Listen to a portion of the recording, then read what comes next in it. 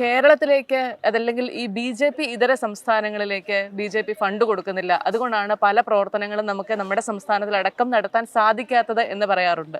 ഈ ഈ ഒരു സ്റ്റേറ്റ്മെന്റിനെ അല്ലെങ്കിൽ ഈ ഒരു കുറ്റപ്പെടുത്തലിനെ എങ്ങനെയാണ് നമുക്ക് ന്യായീകരിക്കാൻ സാധിക്കുന്നത്? അല്ലെങ്കിൽ അതിനകത്ത് എന്താണ് യാഥാർത്ഥ്യമുള്ളത്? വാസ്തവത്തിൽ ഒരു യാഥാർത്ഥ്യം ഇല്ലാത്ത സ്വന്തം കഴിവുകേട് മറച്ചു വെക്കാൻ വേണ്ടിയിട്ട് ഉന്നയിക്കുന്ന ഒരു ആരോപണം എന്നുള്ളതിനപ്പുറത്ത് ഇതിൽ യാതൊരു പ്രാധാന്യമില്ല. കാരണം കേരള ഗവൺമെൻറ്റിൻ്റെ ഒരു ബേസിക് പ്രശ്നം, കേരളത്തിൻ്റെ ടോട്ടൽ റവന്യൂവിൻ്റെ ഒരു 85% പോകുന്നത് പെൻഷനും സാലറിയിലുമാണ്.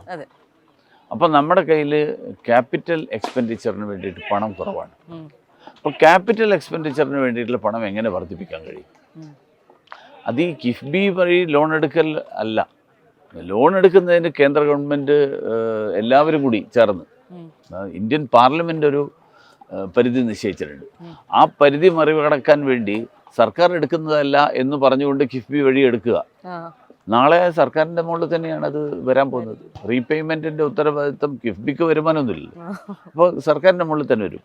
അപ്പോൾ അതല്ല വഴി, പകരം ക്യാപിറ്റൽ എക്സ്പെൻഡിച്ചറിന് വേണ്ടിയിട്ട് എങ്ങനെ റവന്യൂ ജനറേറ്റ് ചെയ്യാൻ പറ്റും, റവന്യൂ എങ്ങനെ ഇമ്പ്രൂവ് ചെയ്യാൻ പറ്റും, ടാക്സ് കളക്ഷൻ എങ്ങനെ കറക്റ്റ് ആക്കാൻ പറ്റും. ഇപ്പോൾ ഉദാഹരണത്തിന് കഴിഞ്ഞ തവണ ഈ കേരളീ എന്ന് പറഞ്ഞിട്ട് കേരള ഗവൺമെൻറ് ഒരു പരിപാടി സംഘടിപ്പിച്ചു, ഒരു ആഘോഷം, അത്രേ ഉള്ളൂ. വേറെ ആ ആഘോഷം കൊണ്ട് എല്ലാ വർഷവും നടത്തുന്ന ആഘോഷമായിട്ടോ ഒന്നുമല്ല.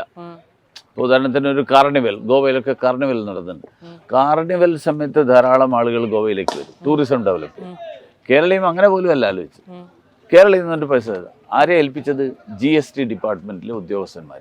എന്നിട്ട് ടാക്സ് പിരിക്കാൻ പോകുന്ന ആളുകളിൽ സ്പോൺസർഷിപ്പ് കണ്ടെടുത്താൻ പോയി. അപ്പോൾ നാളെ ഇന്ന് സ്പോൺസറായിട്ട് വരുന്ന ഒരാൾ നാളെ ടാക്സ് അടച്ചില്ലെങ്കിൽ അയാളുടെ അടുത്ത് ഈ ടാക്സിൻ്റെ ഉദ്യോഗസ്ഥന് പോകാൻ പറ്റില്ല.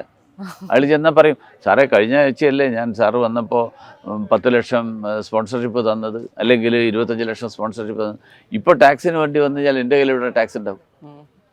അപ്പോൾ ഈ ധൂർത്താണ് കേരള സർക്കാരിൻ്റെ ഈ തരത്തിൽ ഫിനാൻഷ്യൽ മിസ്മാനേജ്മെൻറ്റിൻ്റെ കാരണം.